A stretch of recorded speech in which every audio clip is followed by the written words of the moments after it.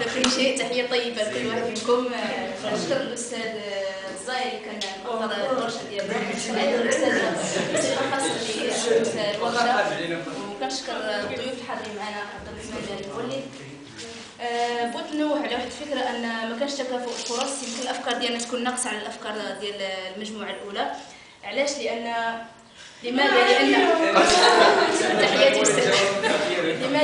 كانش واحد التكافؤ ديال الفرص، لأن المجموعة ديالكم كانت عندكم واحد الأستاذ مميز اللي هو مهند عبد العزيز، والأستاذ الفاضل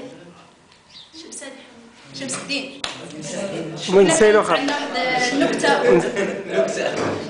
كانت عندنا واحد النكتة في المجموعة. تحياتي. ندوزو المضمون ديال هادشي اللي كتبناه. طرحنا حنايا بشكل جماعي أسئلة ما القراءة، أهدافها، ماذا نقرأ، كيف نقرأ، ومتى. السؤال الأول: ما القراءة؟ لغة من فعل قرأ، تلا وعرضه، هو نشاط عقلي وذهني تشتغل فيه جميع الحواس من أجل تلبية رغباتنا، وذلك لاكتساب معارف وتقنيات وتحصيل معلومات. هذا فيما يخص ما القراءة. الأهداف ديال هذه القراءة: تجديد المعلومات وتصحيحها.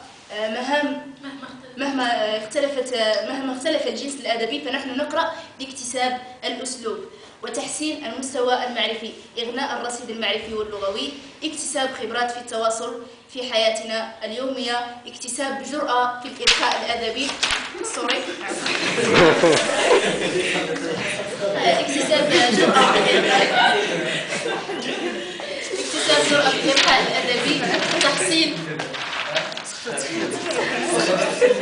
يمكن الورقة تحسب بأنني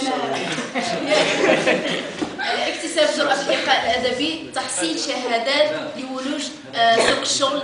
أيضا الهدف ديال هذه القراءة هذه يعني من أجل مراجعة واسترجاع ما كنا قد قرأناه من قبل. ماذا نقرأ؟ يعني اتفقت المجموعة على قراءة النصوص المكتوبة، الرموز، الألوان، الإشارات، وأيضا ملامح الأشخاص والصور والأشكال كما يفعل عبد السلام الصايغ. كيف نقرأ ومتى؟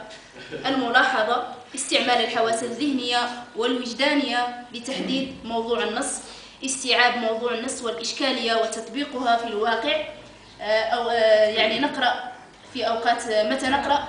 نقرأ في أوقات الفراغ والإحساس بالرغبة في القراءة، عند الرغبة في تحصيل المعرفة، وعند الاشتياق الذاتي للإبحار في العالم الواقعي.